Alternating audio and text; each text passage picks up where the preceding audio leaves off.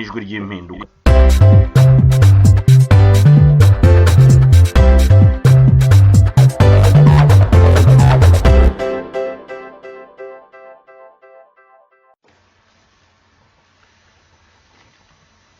Halo. Oui. Muranyumva? Ndakumva neza, komera cyane. Mbanje nanjye kubaramutsa mbifuriza amahoro, niba mufite n'izuba nk'iryo dufite kuri no mugabane, nagira ngo mbihanganishe gatoya. Murakoze cyane. Izuba n'ahantu hose tugeze mu mpeshyi, ni ubushyuhe ni bwinshi cyane, ariko tuba tugomba kubisipota. Nagira ngo rero ndamutse n'abatwumva ku ijwi ry'impinduka, uwo mwumva akaba ari umugabo mumenyereye kuri iyi radio, mukunze kumwumva tuganirira, ni Felicien Hategekimana, akaba ari ashinzwe itsinda ry'urubyiruko, komisiyo ya jeunesse, akaba uyu munsi wa none yaduhaye akanya kugira ngo tuganire ibibazo bimwe na bimwe birebana n'igihugu cyacu nkuko asanzwe abigenza. Ndizera ko abatwumva bari bunyurwe n'ikiganiro tujye kugira nawe mu gihe kijya kugana n'isaha. Bwana Felicien Hategekimana, nagira ngo rero mubanze musuze abagiye gukurikirana ikiganiro. Murakoze cyane kumpa ijambo no kuba mwateguye kuri uyu munsi kugira ngo tuganire cyane cyane ku bintu birebana n'igihugu cyacu. Mbere na mbere mbanje gusuhuza abanyarwanda n'abanyarwandakazi bari hirya no hino ku isi, ndetse n'abanyarwanda bari mu kaga mu gihugu cyacu bitewe na leta y'igitugu, leta y'agatsiko yabashikamiye badashobora kuvuga icyo batekereza. Nkanasuhuza cyane cyane abarwanashyaka ba Mouvement National Nkubiri n'abo dufatanyije urugamba rugamije impinduka mu gihugu cyacu bose. Nkaba rero nkushimiye, ndizera neza ko turi buze kugira ikiganiro cyiza kizanyura abazagikurikira. Murakoze. Murakoze, nanjye ndizera ko kibashimisha nkuko buri gihe muganiriye baba benshi kubikurikirana cyangwa kunyurwa ni manuro zimwe na zimwe mu baha cyangwa amasesengura mu basangiza. Ikintu najya ngo rero duhereho mbere yuko tugira ku ngingo zindi twateguye umunsi wa none, hashize iminsi mikeya ku mugabane w'i Burayi mu mujyi wa Bruxelles, umukuru w'igihugu afashe urugendo aza mu nama hamwe n'abagenzi be bagize Uburayi, ibihugu byunze ubumwe by'i Burayi, Union Européenne, aho yari yatumiwe. Ibyo wenda ntabwo tubitindaho cyane, ariko mu kujya muri iyo nama yakiriwe n'abantu b'intore benshi, baraza nyine baririmba bamuvuga ibigwi, ariko hakurya hari n'abandi bantu benshi bari kumuvugiriza induru, bari kumwamagana, bati nagende va-t'en, bati rekeraho, bati bafite ibyapa byinshi byamagana politike akora mu gihugu. Nagira ngo numve ukuntu mwakurikiranye mwebwe ku bwanyu icyo gikorwa cyo kwigaragambya kwiyamamaza umukuru w'igihugu, n'icyo mubitekerezaho, cyane cyane ko abantu benshi bagaragayemo bari urubyiruko, mukaba ari nabyo mushinzwe muri Mouvement National. Murakoze cyane bwana Rugero kumbaza icyo kintu. Rwose nge byaranshimishije cyane, nanjye numvaga mfite ubushake bwo kuba najya kwifatanya n'abandi kugira ngo twamagane umwicanyi, twamagane umunyagitugu, ariko nubwo bitanshobokeye nabikurikiraniye hafi, nkaba narishimye cyane cyane nongera no kuvuga nti n'abatekerezaga ko ibintu bidashoboka mu gihugu cyacu bizashoboka, kuko iyo ubona urubyiruko, abasore n'inkumi bitabira igikorwa nk'iki ngiki, bakareka ibindi bintu baba bibereyemo by'amaraha, bakavuga bati tugiye kwamagana umunyagitugu, tugomba kwerekana ukuri aho kuri, kuko uyu muntu ni umwicanyi, ibyo yakoze n'amahanga arabizi, uretse ko bakomeza kumukingira ikibaba kubera inyungu zabo. Akaba ari igikorwa cyiza rwose abayabiteguye ndetse n'ababigiyemo, ndongeye kubashimira by'umwihariko, mvuga nti ni ikintu cy'ubutwari, ahubwo mu minsi iri imbere twagombye kuzafatanya, buri munyarwanda wese yagombye kubigiramo uruhare kugira ngo twerekane akababaro k'abanyarwanda cyangwa ikibazo cyugarije abanyarwanda. Nkaba rero navuga nti biratangaje, biteye isoni n'agahinda kumva abakuru b'ibihugu bose bari hariya, ukabona perezida w'u Rwanda ari we ugenda yububa agiye ageze mu mahanga, ari we abanyarwanda bahagurukaho kugira ngo bamwakire nk'umubyeyi w'igihugu, ahubwo bagahagurukira kumwamagana, kandi koko n'ukuri koko ibyo yakoreye abanyarwanda arabizi nawe na n'ubu ngubu akibikora atararangiza. Icyo kintu rero akaba ari intambwe ikomeye, kandi numva neza ko tugomba kongeramo imbaraga ndetse tugakangurira abanyarwanda ko icyo kintu bagomba kukigiramo uruhare, kuko mu minsi itarambiranye nizeye neza ko n'iyi myigaragambyo izagenda ikagera no mu gihugu cy'u Rwanda kugira ngo twirukane uriya munyagitugu, noneho abanyarwanda bishyirireho umuntu bifuza ko agomba kubayobora, bishyirireho umuntu ugomba gukorera inyungu z'igihugu ndetse n'inyungu z'abanyarwanda, atari umuntu w'igisambo ugamije inyungu ze ku giti cye ndetse n'ubugome, kubera ko uyu mugabo Paul Kagame nta munyarwanda n'umwe yitayeho. Rwose ndabashimiye by'umwihariko mbikuye ku mutima, ni ubutwari kandi ababigizemo uruhare ubwo butwari bazabuhorane, natwe aho bizajya bishoboka tuzajya twifatanya n'abandi kugira ngo twamagane umunyagitugu, uretse ko mbizi neza uko byagenda kose ko tugomba no kumukuraho, abanyarwanda bakishyiriraho umuntu ubabereye kubayobora. Murakoze.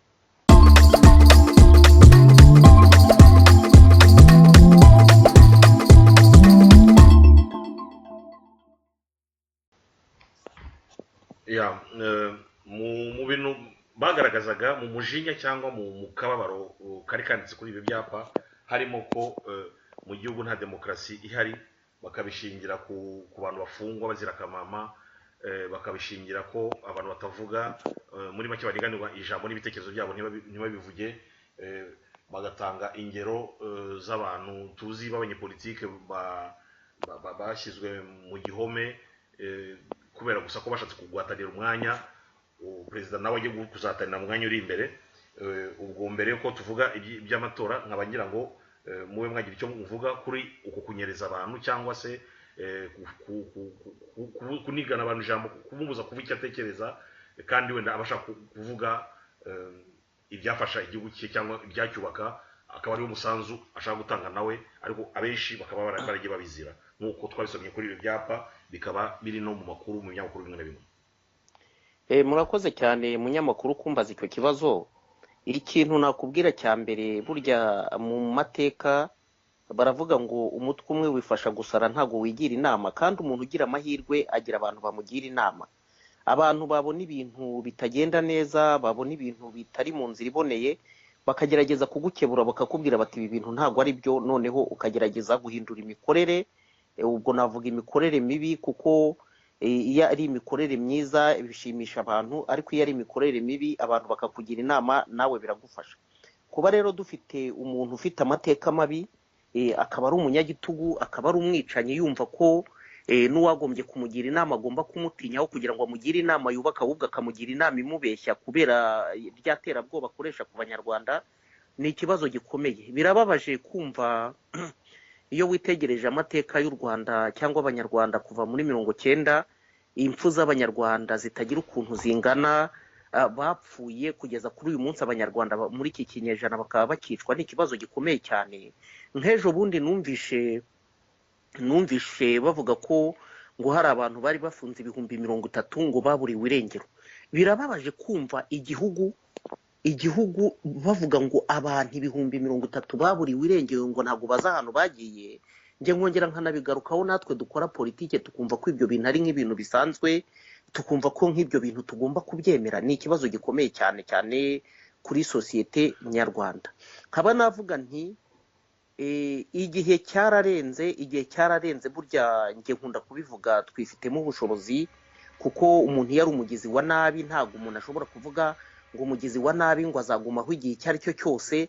Mureba abantu iyo bishyize hamwe bakavuga bati reka turebere hamwe ukuntu twakwishyira hamwe, twakwiyoroganiza, twamagana ibi bintu, birashoboka. Nta nubwo bishobora kumara n'isaha yose ibyo bintu tutarabigeraho. Ntabwo muke mu ijambo bwana Felicien, najya kuba kumva bumve ko abantu 30,000 ari ubwinshi bwabo ni nk'abatuye komine yose y'u Rwanda, komine uko kera afatwaga abuzuye komine, abaturage ba komine yose bugacya batubwira ngo barigize, cyangwa se ugafata abantu ukabuzuza stade yose, iryo stade Amahoro abantu bose barimo bakakubwira ngo baburiwe irengero. Nako najya ngo nongere mukomeze.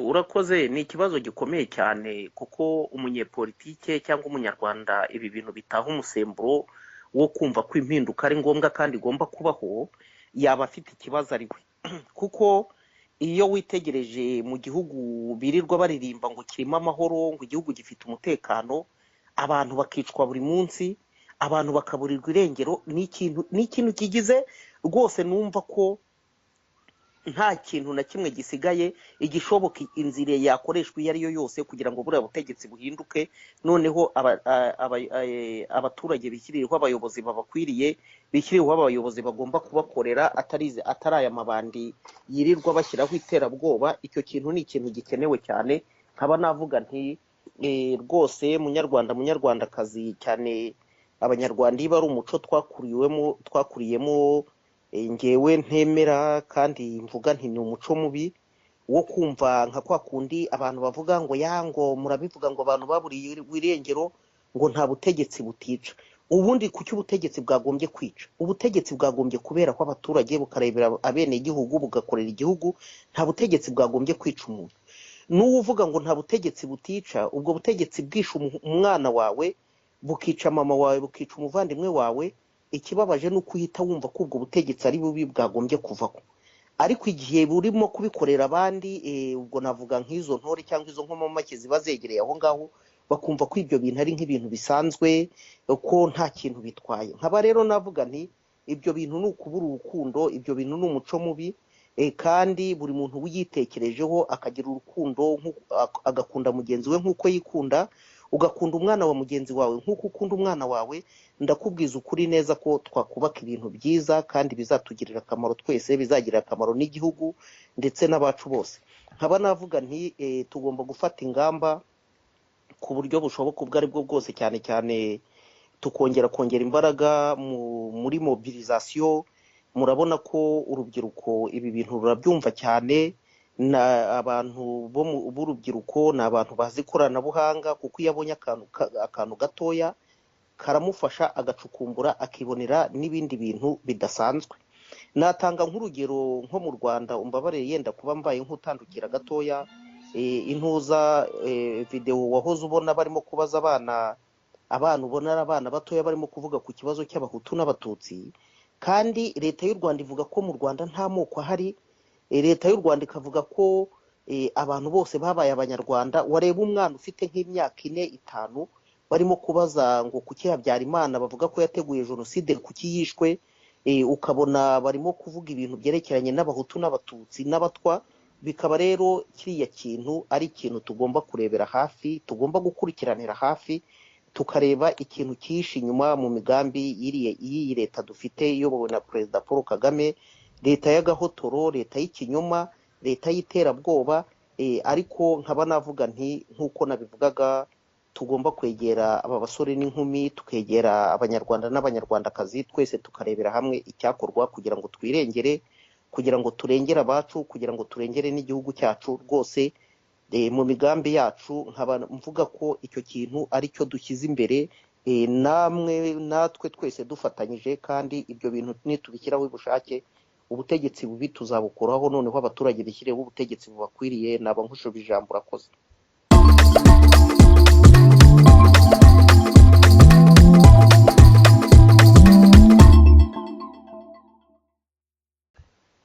muvuze uburyo urubyiruko rwitabira ikoranabuhanga n'ukuntu rwumva ibintu bigumye kuvugwa mu gihugu cyacu bimwe bikavugwa mu buryo umuntu yibaza ukuri kwabyo nibuka ko mu minsi itarenze 5 birabara umunsi w'impunzi ku isi yose umunsi mpuzamahanga w'impunzi impunzi inyinshi muri zo mpunzi akaba ari urubyiruko nyine ruri hirya no hino ruri mu makambi ururimo rwangara rutagira amashuri urimo rwirwanaho rureba imibereho abana babaye ababyeyi kubera ko ababyeyi batakaye bakagomba ko barera abandi muri make umwana cyangwa umuntu urubyiruko abasore bari hanze n'inkumi bafite ibibazo bikomeye cyane kubera ko bari impunzi nyine bagize ko ari impunzi bagize no ko ari abasore bagize ko batari mu gihugu bari hanze yacyo ibi byo mubitekerezaho iki kuri uwo munsi tuzizihiza cyangwa se tuzazirikana impunzi umunsi w'impunzi Murakoze cyane kumbaza icyo kibazo, nongere nkubwire ko twagendesheje kandi ibintu byaguririye abanyarwanda ni agahomamunwa. Nka leta iriho, leta y'u Rwanda iyobowe na Perezida Paul Kagame, iyo hari umubare w'impunzi hanze nyinshi, bakunda kwitwaza ngo abantu bari hanze, cyane cyane abantu bari mu mashyamba ya Kongo, ngo impamvu badatahuka ngo ni ukubera gutinya ubutabera, ngo kubera ibyaha bakoze muri 1994, ngo ubwicanyi bagizemo uruhare muri 1994. Nge nkaba navuga nti ku ruhande rwa Mouvement National nkubiri dushyigikiye ukuri, dushyigikiye ubutabera, dushyigikiye ko abanyarwanda bagomba kubakira ku kuri atari ukubakira ku gitugu cyangwa ngo bubakire ku kinyoma. Kwa kundi umuntu aza yarangiza akagufata akagutekeramo ibintu kubera imbaraga ukabyemera, burya niyo ubyemeye ni ikintu kibi cyane gishobora kuzagira ingaruka, kuko burya kugukoresha ikintu utemera ni ikintu kibi. Nkaba navuga rero nti kuri uyu munsi w'ikibazo cy'impunzi ni umunsi ukomeye cyane, kandi no kwihanganisha abanyarwanda bari hirya no hino ku isi mu buhungiro. Nta muntu n'umwe wakwifuza kuba mu gihugu cy'amahanga atagira mu gihugu cye ari ubushake bwe, uretse ko hari ikintu cy'iterabwoba nyine gituma abanyarwanda bafite icyo kibazo. Icyo nakubwira rero ni iki: leta y'u Rwanda yirirwa ikora ibishoboka byose ngo barashaka ko ubuhunzi ku banyarwanda buvaho, ngo barifuza ko nta muntu wagombye kwitwa impunzi y'umunyarwanda. Nkaba navuga nti biriya bintu ni ubugome, cyane cyane bushingiye kuri ya tekinike y'iterabwoba, kuko abantu bari mu gihugu bose Perezida Paul Kagame yabafashe bugwate. Nta muntu ubumbura umunwa ngo avuge, umuntu abumbura umunwa iyo agiye kwiborosa mu kanwa, iba n'ubwo buroso bwo kwiborosa mu kanwa babugira. Umunyarwanda agenda yibombaritse. Murabizi impfu za hato na hato tukomeza kugenda tugarukaho, abantu baburirwa irengero, abantu bakicwa ku manywa y'ihangu nk'uko ajya abyivugira, abantu bapfa bose tukumva ngo hazabaho iperereza. Nta perereza twari twabona risobanura izo mpfu za hato na hato uko ryagenze cyangwa uwagizemo uruhare washyikirijwe ubutabera. Nkaba navuga nti ikintu gituma abanyarwanda badataha nyine ni iryo terabwoba, ndetse n'ubwo bwicanyi bubera mu gihugu cyacu kuva muri 1990 kugeza kuri uyu munsi, abanyarwanda bakicwa umunsi ku wundi. Nkaba rero navuga nti iyo mpunzi n'uwaba yarakoze icyaha afite igihugu cye kigendera ku mategeko, afite igihugu cye cyubahiriza ubutabera, yataha akajya mu gihugu cye. Yaba yarakoze ibyaha bakamukatira bakamuha igihano, yarangiza igihano agasubira mu gihugu cye. Ariko nk'uko Kizito Mihigo yabivuze ngo urupfu nicyo kibi kiruta ibindi, nyine impamvu abanyarwanda batinya gusubira mu gihugu nuko bajyayo bakicwa, ndetse n'abariyo ari ukugenda bigengesereye, umubare mwinshi warishwe, akaba aricyo kintu gituma batinya. Urwo rubyiruko rero rwinshi ruri hanze, impamvu yenda ushobora kuvuga uti kuki abasore n'inkumi byabaye muri 1994 batari bakavuka bakaba batinya kujya aho ngaho gusubira mu Rwanda. Hari benshi batahutse muri 1996 bavuye mu mashyamba ya Kongo, ndetse no hirya no hino. Mwumvishe impunzi zacyuwe mu Rwanda zivuye mu gihugu cya Gabo, n'abantu bari kumwe n'imiryango. Abo basore iyo bagiye bagera mu Rwanda, ndetse imiryango yabo ikicwa, bakabicira mu maso yabo bareba. Noneho ucitse ku icumu yabona arokotse aho ngaho, akirukanka yajya mu mashyamba ya Kongo, yajya i Burayi, agatekereza ibintu byabaye ku muryango we areba, akavuga ati iki gihugu sinshobora kuba nagisubiramo. Aba bantu bameze nk'inyamaswa aribo bakikiyobora, abantu bameze nk'impyisi aribo bakiyobora icyo gihugu. Ndakubwiza ukuri niko bimeze. Hari benshi nzi ku giti cyanjye barokotse, harimo n'abari mu Rwanda, imiryango yabo ba se na ba nyina bishwe na FPR inkotanyi. Nyuma n'intambara yararangiye, hari abantu bashobora kwitwaza ngo RPF yagiye yica abanyarwanda kubera intambara yo muri 1994, ngo ni abantu bagiye bagwa mu ntambara. Kuva muri 1994 kugeza ndetse na n'uyu munsi, abanyarwanda RPF yagiye ibica. Iyo mvuga nti hari benshi nzi, nanjye ubwanjye nagira ikintu mbivugaho, kuko nabaga mu nkambi muri Kongo. Umudamu w'iwanjye n'umwana twari dufite wa mbere aratahuka, aragenda ageze mu Rwanda muri 1996. Barangije baragenda baramwica, ahamaze nk'amezi 3 baramwica n'umwana, ndetse na nyogokuru n'abandi baragenda baroha ahantu mu musarani. Akaba rero ari amakuru navuga nti igituma izo mpunzi zidashobora gutaha ni ukubera ibyo babiboneye n'amaso yabo, cyane cyane urubyiruko. ibyo RPF yabakoreye kandi abantu bagiye bakora ibyo bintu uyu munsi akaba ari bo bakiyoboye igihugu. Abo bantu bagiye bakora ibyo bintu akaba nta butabera bigeze bashyikirizwa, ahubwo icyo leta yagiye ibagororera nyine kubera ayo murererwa bagiye bakora ni ukubazamura mu ntera bakabaha imyanya myiza, akaba aricyo gituma abanyarwanda badashobora gutahuka igihe iriya leta y'agatsiko izaba ikiri hariya. Akaba ari ikibazo gikomeye nyine nk'uko navugaga ko tugomba gukomeza akazi dukora cyane cyane muri mobilisation kugira ngo twumvishe abanyarwanda ko ibyo bintu bigomba kuzarangira, buri munyarwanda wese akagira uruhare ku gihugu cye. Nkushubije ijambo, urakoze.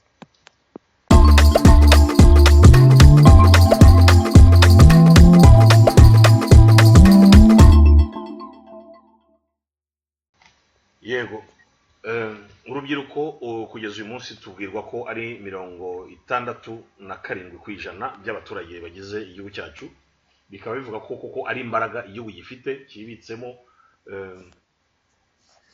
Mu gihe rero twegereje amatora y'umukuru w'igihugu ndetse n'ay'intumwa za rubanda uko zitwa mu bihe biri imbere, twagiye tubona hari abakandida bagaragara. Uretse umukandida uzwi mukuru w'igihugu Paul Kagame, hari abandi bakandida bagiyeho, bamwe na bamwe bakaba babarirwa mu rubyiruko. ndavuga nka nkuriya mwari Diane Shima Rwigara. Ni ubuhe butumwa mushobora kugenera abantu bazitabira mu matora bageje mu myaka yo gutora? Ndavuga hagati y'imyaka yemerewe gutora mu gihugu n'iyo ngyo babariho urubyiruko, ndavuga 25. Urubyiruko mwarugiriye inama ruzitware rute? Kuko tuzi ko mu Rwanda ni ngombwa bazajya gutora abarurimo, ndetse abari hanze nabo bashobora gutora. Niye nama mwabagira nk'urubyiruko? Batora bate? Bakwifata bate? Batekereza iki kuri amatora agiye kuba y'umukuru w'igihugu ndetse nazakurikiraho y'abadepite? Murakoze cyane munyamakuru kumbaza icyo kibazo. Icyo nabwira urubyiruko ndetse n'abanyarwanda muri rusange nuko amatora azaba ejo bundi mu kwezi kwa 8 ku itariki 3 no ku itariki 4. Abanyarwanda bagomba kuzahatanira umwanya w'umukuru w'igihugu, ariko ku ruhande rwanjye cyangwa rwa Mouvement National nkubiri, Perezida Paul Kagame ntabwo twagombye kumushyiramo. Turabizi neza ko azagenda akihaye amajwi, n'ubundi yaritoye iyi myaka yose amaze ku butegetsi nta munyarwanda wigeze umutora. Arabizi neza ko abanyarwanda batamukunda, kandi koko ituma batamukunda n'ubugizi bwa naba bakorera. Nkaba rero nakwibutsa urubyiruko n'abanyarwanda muri rusange ko Perezida Paul Kagame yarenze ku mategeko, yakoze amahano yo guhindura itegeko nshinga kugira ngo azarinde agwa ku butegetsi. Kandi koko birumvikana impamvu yumva ko agomba kuguma muri uriya mwanya ni amarorerwa yakoreye abanyarwanda. Abanyarwanda yarabishe, na n'ubu baracyabica. Abanyarwanda yarabibye, na n'ubu baracyabiba. Abanyarwanda arabahemukira, yabicishije inzara. Akumva ko ibyo bintu naramuka atagifite immunité presidentielle cyangwa afite ubudahangarwa, ko afite ubwoba ko abanyarwanda bazamubaza icyo kintu. Mbere y'uko nkomeza kuri iki kintu warumbajije, ndongera kwibutsa abanyarwanda ko burya cyane cyane mu karere k'ibiyaga bigari ikintu gikunda gutera ibibazo ntabwo ari ukuvuga ko umukuru w'igihugu ashaka kuguma ku butegetsi kubera ko ashaka amafaranga cyangwa ashaka iki, ahubwo ikintu kibatera kugira ngo batsimbarare ku butegetsi ni ukubera ko iyo amaze gufata ingoma yumva ko agomba kwica uwo ashaka, agomba gufunga uwo ashaka, agomba kurigisa uwo ashaka. Noneho igihe cyazagera cyo kugira ngo manda ze zirangire, abazihari ko imyaka afite itazarangira cyangwa igihe cye kitazarangira ari igihe kirekire, noneho igihe cyagera agatangira kugira ubwoba bw'amabi yakoreye abene igihugu, akavuga ati ejo nindamuka ntakaje ubudahangarwa aba bantu bazambaza ibi bintu nabakoreye. Kikaba ari ikibazo gikomeye ku banyarwanda. Nkaba rero navuga nti basore namwe nkumi rwose mu bitekerezeho neza cyane ko guhererekanya ubutegetsi mu rwego rwa demokarasi ariyo nzira y'amahoro, ariyo nzira y'ubumwe n'ubwiyunge, ariyo nzira yo kubaka igihugu, ariyo nzira y'iterambere. Kuko uko byagenda kose umunyagitugu iyo ashatse kugundira ubutegetsi akumva ko azategeka ubuziraherezo, avaho nabi kandi bigakurura imvururu, ndetse imvururu zishobora no kuzana zishobora no guhitana bamwe mu bene igihugu. Nkaba rero navuga nti nabasaba ko muhaguruka mwemye Perezida Paul Kagame mukamwihorera, abandi bahatanira kugira ngo bazayobore igihugu nubwo twebwe ayo matora tutayemera kubera amakosa yabaye yo guhindura itegeko nshinga rwose uyu mugabo mukamubwira muti mu nyungu zawe mu nyungu z'igihugu n'umuryango wawe rekura ubutegetsi haboneka undi muntu ushobora kuyobora abanyarwanda noneho kugira ngo abanyarwanda batazongera guhura n'imvururu nk'izabaye kuva muri 90 kugeza kuri uyu munsi. Icyo navuga RPF muri 90 ijya gutera igihugu cy'u Rwanda baregaga Perezida Habyarimana ngo ni umunyagitugu ngo agundira ubutegetsi ngo agaheza abantu. Icyo ngira ngo mbabwire ni iki nk'uko birirwa batubwira ngo mu gihugu cy'u Rwanda ngo abantu bose ngo ni abanyarwanda ngo nta moko ahari, biriya bintu barabeshya. Icyo ndi bukigarukeho mu kanya gatoya cyo kwerekana uburyo amoko ari mu gihugu cy'u Rwanda. Nkaba navuga nti igihe kirageze kugira ngo twumve ko tugomba guhagarika ubugizi bwa nabi noneho tukihitiramo umuntu ugomba kutuyobora yaramuka agiye imbere yacu agakora ibyo tudashaka tukamuhakanira kugira ngo twikorere ibyo twifuza cyangwa ibyo dushaka, kuko uriya mugabo ni umunyagitugu ni umunyakinyoma kuva yafata ubutegetsi nta kindi kintu agomba gukoresha iterabwoba nyine kugira ngo abanyarwanda bakomeze kumutinya. Nkaba nasaba urubyiruko cyane ko bagomba kujya inyuma y'uriya mwari Diane Rwigara ndetse n'uriya mwene data bakabatega amatwi bakumva ibyo bababwira, nubwo iriya ngoma y'igitugu amajwi ba yararangije kuyiha mbere ya hose yuko amatora aba, ariko uko byagenda kose buriya butegetsi bubi tugomba kubukuraho tukishyiraho ubutegetsi dushaka. Nkushubije ijambo urakoze. Mbere yuko turangiza icyo cy'amatora nagira ngo numva ikintu mutekereza ku bintu bibiri byavuzwe muri amatora. Harimo kimwe cyavuzwe abakandida buri muntu agenda avuga ibye. Hari turahera kuri umutegarugori uwo mwari wigeze kuvuga bari kumubaza ibintu bijyanye no kuboneranwa ndavuga ibirebana n'amafoto yagiye hanze. Mu gusubiza arababwira ati ntabwo mbona impamvu bantinya, bariya abantu niba ari abagabo nibashyira umupira hasi hanyuma turebe uza duhatane, mbese duhatanira umwanya cyangwa gahunda zacu zipingane. Abantu babifashe babivuga kwinshi bati yavuze ko atari abagabo, yavuze ko nta mbaraga bafite, yavuze ko ntabwo muri umuvugizi we, ariko nagira ngo numve ukuntu mwasesengura iryo jambo yavuze avuga ati baratinya iki banditse gakora, niba koko bafite imbaraga, niba ari abagabo bafite ibitekerezo babishyize hamwe nanjye ngashyira ibyanjye maze tugahatana. Iryo ni ijambo rya mbere. Irya kabiri nagira ngo mugire icyo muvugaho, ni umukandida uje ejo bundi abantu benshi bari guseka, ufite uko ateye, ufite ibyo aharanira, ufite uko yivugira, ariko ejo bundi yaravuze mbona bishimishije abantu, ariko nagira ngo umuntu bigarukeho avuga ati nabaye koko indera bakajya bama imiti nkayimira, ati nasanzeho n'abantu bameze, abwira umunyamakuru ati bameze nkawe, ni ukuvuga bazima ariko bajyanywe aho hantu kandi batarwaye. Aranavuga ati nibaza niba ari gahunda yo kuzabavanayo koko iriho cyangwa ko bazabagumishayo, ndetse bavuge n'impamvu bazabagumishaho kandi ko abo bantu kuko bari bazima. Ikintu umuntu yavana muri izo mvugo ebyiri ni ikihe? Imvugo imwe ni ya Diane Rwigara, imvugo yindi ni yo mukandida nibagize izina rye, umukandida wa kabiri. Nagira ngo numve icyo mutekereza kuri amagambo abiri bombi bavuze. Murakoze cyane. Reka mpere kuri icyo mbajije cya mbere cya Diane Rwigara. Abanyarwanda ibibazo bibera mu gihugu cyacu nta munyarwanda n'umwe utabizi, kandi n'uriya mwana w'umukobwa arabizi neza. Ndabizi neza ko yahoze mu bantu bari bashyigikiye iriya leta y'igitugu, iriya leta y'ikinyoma. Rwose ndamuzi, twajyaga duhurira ku mbuga arimo kurwanya abantu bavuga ukuri nk'ibyo arimo kuvuga nawe kuri uyu munsi. Ariko Prita yaje kureba arasesengura, ashyira ubwenge ku gihe, aravuga ati ibintu aba bantu nubwo ntemeraga nashyigikiraga iyi leta ni leta mbi, ni leta y'ikinyoma. Bishatse kuvuga ko ibikorerwa mu gihugu cy'u Rwanda, cyane cyane amababera mu gihugu cy'u Rwanda, buri munyarwanda wese arayazi, nta munyarwanda n'umwe utabibona.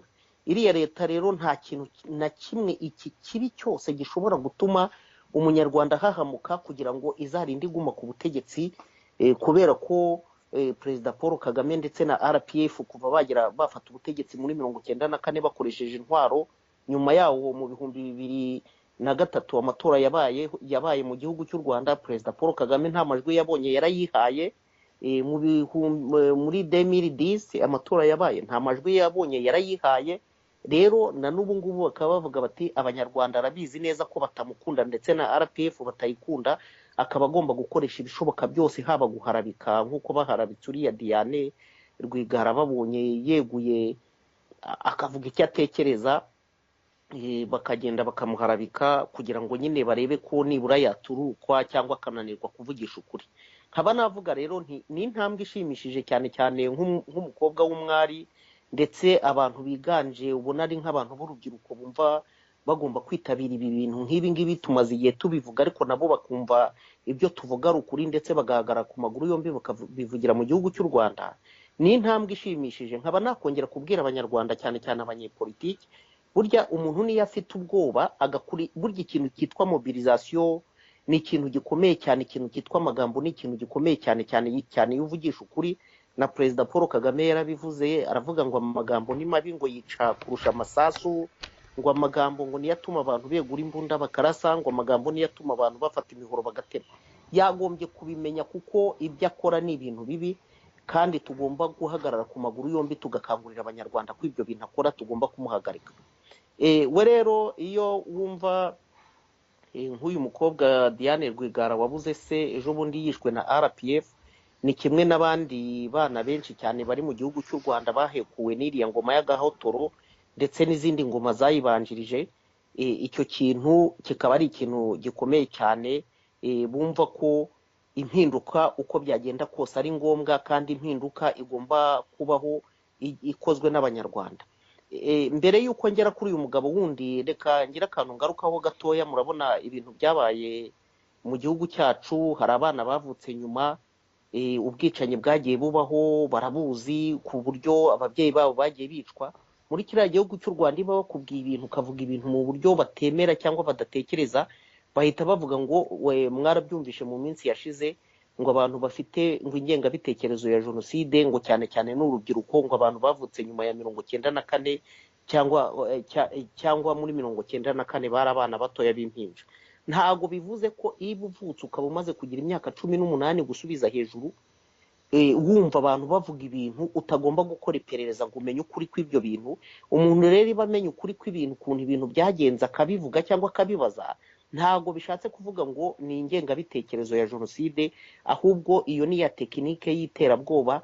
Bumva ko kubera ko leta y'u Rwanda yubakiye kuri jenoside yakorewe abatutsi, bakumva ko umuntu uzavuga ibintu bitandukanye nabyo byose iyo ari intorezo cyangwa ari inkonji bagomba kumukubita mu gahanga kugira ngo bamucecekeshe. Ibyo bintu rero nkaba navuga nti amazi iyo yuzuye ashaka gutemba ukavuga ngo uzayakumira kugira ngo atazagenda, uko byagenda kose ntago bishoboka. Amazi yishakira inzira, n'ubundi amazi agatemba. Nkaba navuga nti impinduka abanyarwanda barayikeneye.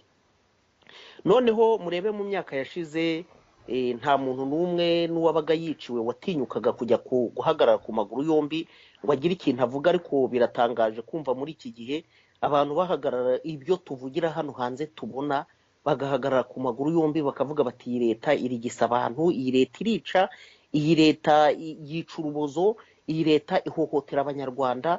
Ni intambwe ikomeye, ni intambwe idasanzwe. Nkaba navuga nti iyi niyo revolution turi kwegereza.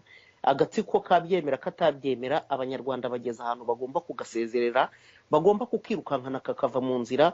Ariko nge nkaba navuga nti baramutse ari abagabo nk'uko uyu mukobwa yabivuze, bagombye gufungura amarembo, ahubwo bakicara cyane cyane, ubwo ndibanda kuri Perezida Paul Kagame kuko niwe uhagarariye igihugu, akajya imbere y'abandi agasaba abanyarwanda imbabazi by'ibibi babakoreye, noneho bagasaba imbabazi bakareba ko abanyarwanda bashobora kureba uburyo bashobora kubana mu gihugu cyabo. Naho kwirirwa babunza ngo abantu ngo bafite ingengabitekerezo ya jenoside, bafite uko byagenda kose ntabwo ushobora gufata umuntu ngo umubindikirane.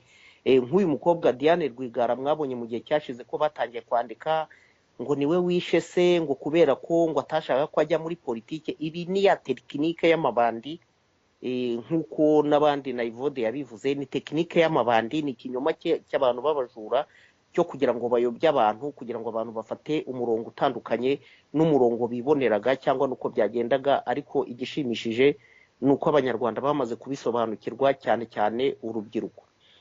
Urambajije uti umuntu, uyu mugabo nanjye izina rye ndi kuryibagirwa, reka ni ndebe. barafinda Sekikubo Fred.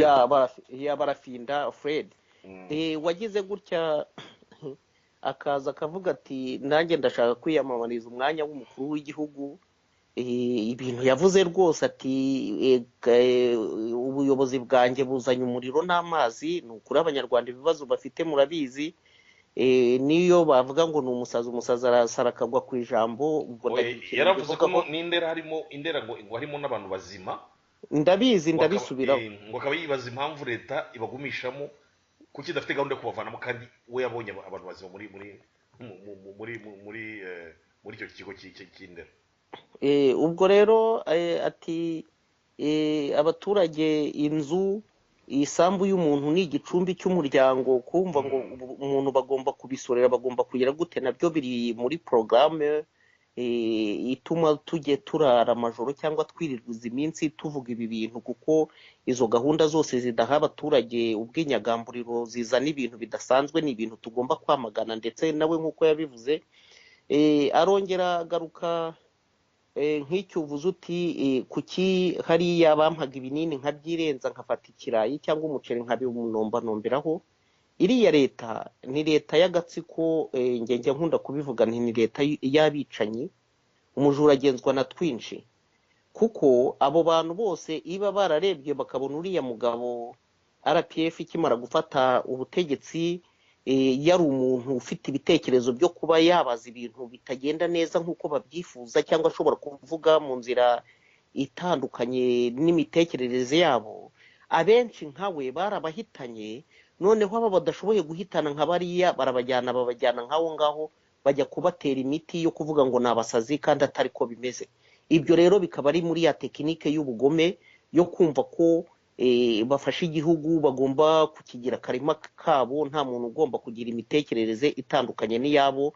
Akaba ariko byagendekeye uriya mugabo, ariko nkaba nakongera mvuga nti ndashima Imana, kuko hari benshi nkawe bakuyemo umwuka, ariko akamuga karuta agaturo aracyahumeka. Nakomereze hariya rero, ndetse n'abandi bose, ariko nkaba nanavuga nti iriya leta igeze aharindimuka. Ibintu nk'ibi ngibi nta hantu na hamwe byigeze biba mu mateka y'u Rwanda. Ibintu nk'ibi ngibi kuva RPF yafata igihugu turi kumva cyangwa turi kubona ntibyigeze bibaho, ariko buriya butegetsi bwagombye kubona ko bugeze aharindimuka. Mu Kinyarwanda baravuga ngo wirukankana umugabo karike rukamumara ubwoba, nubwo atari ko ubwo bivuze mu kinyabupfura, ntabwo ariko babivuga. Ariko uko byagenda kose abanyarwanda bageze ku rukuta, nk'uko Perezida Paul Kagame yabivuze. Uwo ari we wese wumva ko impinduka ari ngombwa, wumva ko ibintu bigomba guhinduka, ndakubwiza ukuri, na bya bindi tujya tuvuga ngo abanyarwanda ntibatinyuka guhaguruka ngo ntibakora imyigaragambyo. Ubu butegetsi Perezida Paul Kagame naramuka atibwirije kugira ngo asubize aho abanyarwanda ubuyobozi, aho abanyarwanda bashaka bihitiremo umuntu bayobora, ndakubwiza ukuri ko abanyarwanda bazahaguruka kandi bakazamukuraho nabi, bakazamuhana by'intangarugero. Igihe azaba atemeye ngo basabe imbabazi z'ibiba bakorera, bazamukuraho kandi bamukureho nabi mu gihe kitarambiranye. Kandi nongera kuvuga nti tubwacu dushyigikiye iyo mpinduka, dushyigikiye abanyarwanda bashaka ko ihinduka ry'ubutegetsi rigomba kubaho mu gihugu cyacu. Tugomba gukora ibishoboka byose, haba mu rwego rwa mobilisation, haba mu rwego rwo kwegera abanyarwanda, ndetse no mu nkunga iboneka yose, kugira ngo ubutegetsi turebe ko bwahinduka, abanyarwanda bongere bagire amahoro, abanyarwanda bongere batuze, barebe ko bashobora kwiyubakira igihugu cyabo batagendera hejuru y'amagi cyangwa batategetswe n'iterabwoba. Naba nkushubije ijambo, urakoze.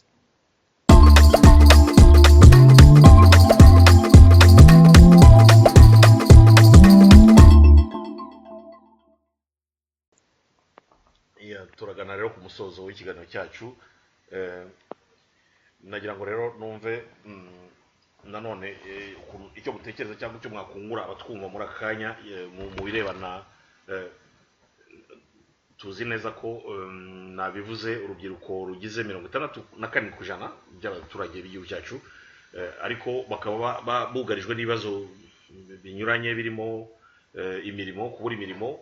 Ejo bundi twabonye minisitiri ushinzwe ikoranabuhanga muri icyo gikorwa cyiswe Rwanda Day, ababwira yuko rwose gukora kuba rwiyemezamirimo, Kabivuga uko yabivuze, yavuze ati ipiganwa iwacu rirahari, kubona umwanya wo gukorera leta birashoboka, ariko abo bantu baca muri izo nzira ati ni nka 2%, abandi bose bishakira imirimo.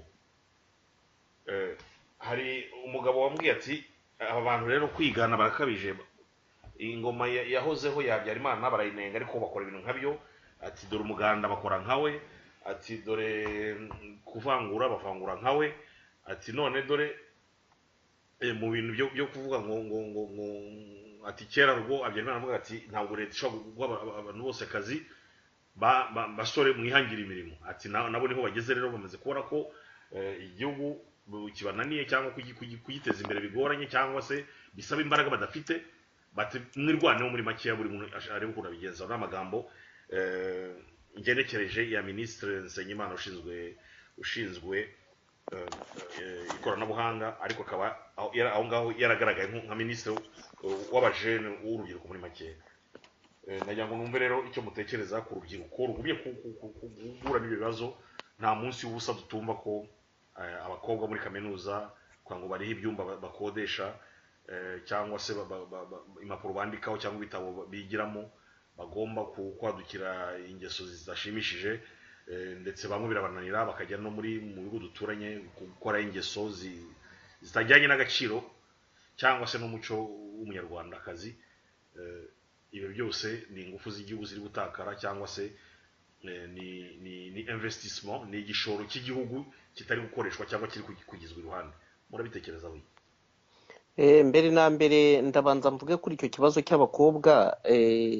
Reka mbanze mvuga akantu gatoya. Mu Kinyarwanda baravuga ngo wirukana umugore uguguna igufu ukazana ururimi rabunguri.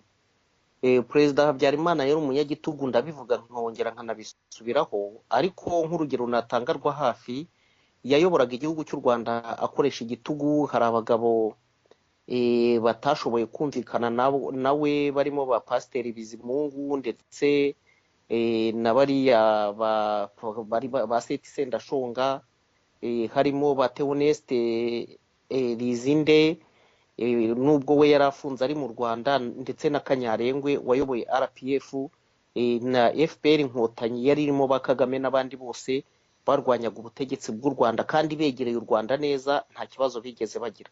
Leta dufite rero mujye mubanza murebe, reba nkaho muri ku mugabane w'i Burayi ibibazo bigenda bihabera, bohereje intozo kugira ngo zihiga abanyarwanda, bamwe zibatsinda aho ngaho kandi hari nabo bahiciye, urabizi neza. Ndetse no mu bihugu byo hirya no hino ku isi, ibihugu bitandukanye, muri ya tekinike ya terorisme y'iterabwoba, kikaba ari ikibazo gikomeye. Nkaba navuga nti umunyarwanda cyangwa umunyarwandakazi, cyane cyane urubyiruko, umwari yariyubahaga, akaba mu rugo iwabo, akumva ko agomba gufasha ababyeyi, akajya ku ishuri akiga, ateganya ko narangiza hari ikintu azimarira ndetse akazakimarira n'igihugu. Kubera rero leta dufite y'igitugu, leta dufite y'agahotoro ititaye ku munyarwanda ndetse n'umunyarwandakazi, akaba ari agahomamunwa, aricyo gituma burya umwana w'umukobwa wicaye inzara ni ikintu kibi. Ushobora kubura aho ngaho mu buzima bwawe utarigeze utekereza kwiba, wasonza nta kintu uri buze kubona urya, bigatuma ujya kwiba bakaba banakwica kubera ya nzara nyine. Kandi iyo nzara leta iriho, leta ifite ubutegetsi, yabikoze ibishaka, umugambi wayo irawuzi, ikigamije niyo ikizi, gituma ikora ibyo bintu byose. Bitavuze ko nubwo igihugu cyacu gikennye, bacishije makeya bakumva ko abanyarwanda bagomba gusaranganya ibyiza by'igihugu, bitananirwa gukwira abanyarwanda. Par exemple, natanga nk'urugero rwa hafi, Perezida Paul Kagame yafashe amafaranga ari mu Rwanda yose akajya kuyahisha mu bihugu by'amahanga. Ayo mafaranga ntabwo aba afongisiyona mu gihugu cy'u Rwanda ngo agere kuri buri munyarwanda wese, noneho umunyarwanda ashobore kubona ikintu gishobora kumutunga. Ahubwo ayo mafaranga abanyagitugu bose baragenda bakajya kuyatsindika hanze, ngo ni ukwiba, ngo ni ukugira ngo bakire. Noneho ejo bamara kuvaho bakaba bakijije bya bihugu baba baragiye guhishamo amafaranga, kuko ayo mafaranga iyo bamaze kugenda ntago bayasubiza igihugu, nta nubwo banayaha imiryango yabo. Natanga nk'urugero rwa hafi, mubanze murebe nka Mumbutu amafaranga yari afite, ariko murebe imiryango ye ukuntu ibayeho. Ni ibintu bitumvikana. Kadafi wapfuye ejo bundi, amafaranga yari afite atagira ukuntu angana, murebe aragiye ajyanye n'umuryango we wose. Akaba rero ntatinya kuvuga ko ari ikintu kibi. Abo bana b'abakobwa rero, umwana w'umukobwa wicaye akaba atabona amafaranga yo kugura isutiye yo kwambara, adashobora kubona amafaranga yo kugura granitire igihe yagiye mu mihango, adashobora kubona amafaranga yo kugira ngo agure utuvuta two kwisiga, adashobora kubona amafaranga yo kugira ngo abe yabona ikintu cyo kurya, arareba byamushobera akavuga ati nta kundi byagenda, ngiye kwicuruza nibura nshobore guhangana n'ubuzima. Kandi ababyeyi babo, cyane cyane ubwo ndavuga ku rubyiruko nk'abana b'abakobwa ndetse n'abasore, murabizi ibintu byabaye iwacu muri 1994, impfu z'abanyarwanda zabayeho, abakobwa benshi cyangwa urubyiruko rwinshi n'imfubyi. Abatari imfubyi bafite ababyeyi babo bafunzwe bitewe n'amateka yacu y'igihugu cyacu, n'abari aho ngaho kubera ibintu byahabaye bagiye bafata ibintu, leta ikafata ibintu by'abantu ikabibambura, abantu bakagenda bagakena ku buryo umwana areba akabona umubyeyi nta n'ikintu na kimwe yamumarira kubera ko nawe nta kintu afite, noneho agahitamo akavuga ati reka ngiye hanze. Ndakubwiza ukuri, hari benshi mvugana nabo bakora ku kazi rwose, bagakora ku mugaragaro, bakagenda bakava mu Rwanda bakaca i Bugande, bakajya no gukorera muri Kenya, bakajya muri za Mozambique, hirya no hino nta kindi kintu akora ari ibyo bintu byerekeranye no kwicuruza kugira ngo ashobore guhangana n'ubuzima. Akaba rero ari ikintu gikomeye cyane muri sosiyete nyarwanda. Abantu baharanira impinduka mu gihugu cy'u Rwanda twagombye kureba ko icyo kintu rwose twakwihuta kugira ngo ibyo bintu tuzabihagarike, twongere dusubize umunyarwandakazi ndetse n'umunyarwanda agaciro katari agaciro k'inkomamashyi zirirwa ziririmba zibeshya. Nkaba navuga ni rero abasore nabo ikibazo barakibona cyane cyane, nuko bavuga bati twahera hehe, iyi leta uramutse weguye uzamuye akaboko ihita igaca. Ariko icyo twimirije cyangwa icyo tugamije, impinduka dukeneye, twe dukeneye umuntu uzatujya imbere akavuza ifirimbi, rwose tuzamukurikira kandi bidatinze. Nkaba nakongera kuvuga ko ibi bintu dukora ni ingirakamaro kandi bifite akamaro, bifitiye akamaro igihugu ndetse n'umunyagitugu nawe burya bimugirira akamaro, bikagira n'akamaro benshi. Ubwo natanga nk'urugero, uzabanza urebe icyana cy'intama y'impyisi gifashe mu kanwa ikakirukankana abantu bagakomera ari benshi, ishobora kuba yagikomerekeje ariko ikagita ikagendera aho ngaho, icyo cyana cy'intama bashobora kukivura kigakira. Nkaba rero navuga nti abantu biyemeje gutabariza abanyarwanda no kuvuza induru, dukomeze umurego, twongere imbaraga ndetse dukube gatatu, bizagera aho ngaho iyo mpyisi irekura icyana cy'intama, ahasigaye icyana cy'intama nubwo hari ibyo izaba yakomerekeje bizavurwa bizakire. Nkaba mvuga nti cyane cyane urubyiruko ndetse abasore n'inkumi, ari bo Rwanda rw'ejo, nibo bafite imbaraga, nibo bafite amaboko, nibo bazubaka igihugu ejo hazaza, twigiye tuzaba tumaze gusaza. Rwose ko bagombye kwegera ababyeyi babo, bakegera abakuru babo, bakegera abavandimwe babo, bakababwira icyo batekereza ndetse bakababwira n'icyo basaba, kugira ngo twese dufatanyirize hamwe kugira ngo turebe ko twakubaka ibyiza twese twibonamo, ibyiza twese twishimira, tukagira igihugu gisaranganya ibyiza by'igihugu, hatari agatsiko k'amabandi kumva ko kagomba kurya akaribwa kakarya n'akataribwa, ibintu byose kakabyiharira, ahasigaye abanyarwanda bagashomera burundu.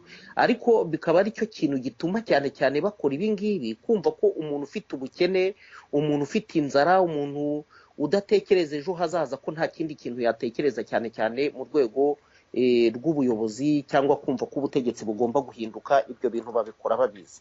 Nkaba ntizimbye mu magambo, yenda reka ngusubize ijambo, hari akantu kamwe mu gusoza ndibuze kuvuga, reka ngusubize ijambo, yenda nawe hari ikintu wabivugaho. Urakoze. Ubwo mwakatubwira nyine ko turimo turagera ku musozo nyine, niba hari ako mwasorezaho, ndabona amasaha atugendanye, mwavuga tugasoza.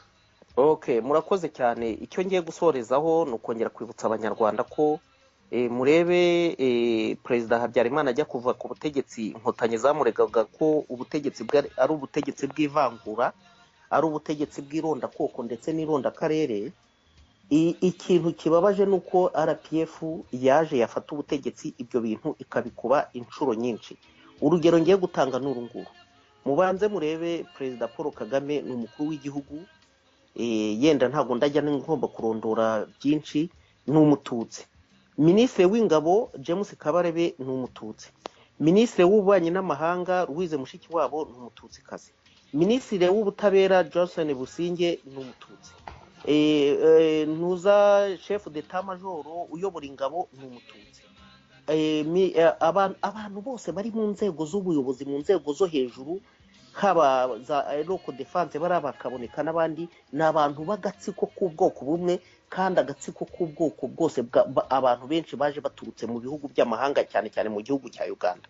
Nkaba navuga nti rero ibi bintu byo kujya abantu birirwa babeshya bagakora ivangura nk'iri ngiri ryihishe, bakazana ikintu cy'ikinyoma ngo abantu bose ni abanyarwanda kugira ngo bahume abantu batabona icyo kintu, ibyo bintu ni ikintu gikomeye cyane. Nabo ubwabo bagombye gutekerezaho bakavuga bati rivangura dukorera abanyarwanda ni ikintu kizagira ingaruka muri sosiyete nyarwanda, kandi zizaba ari ingaruka mbi.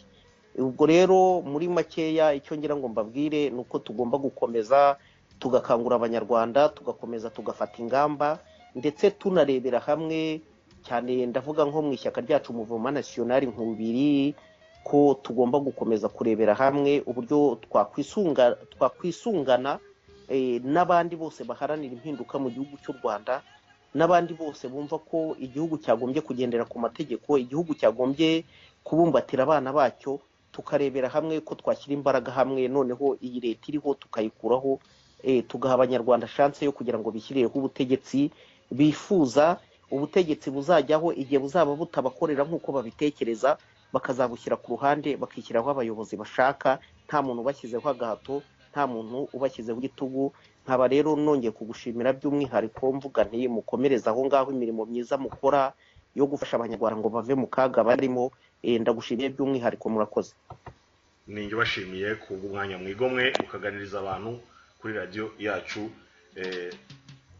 Nkaba nizeye ko nitwongera kubakenera muzatwitaba kugira ngo mudufashe gusezengura no kuganiriza urubyiruko cyane cyane rukurikira radio yacu, cyangwa se runyotewe n'impinduka, cyangwa rushaka kugira ijambo rugira mu gihugu cyabibarutse, maze igihugu kikabera buri wese, kikaba icya twese. Murakoze kandi. Merci.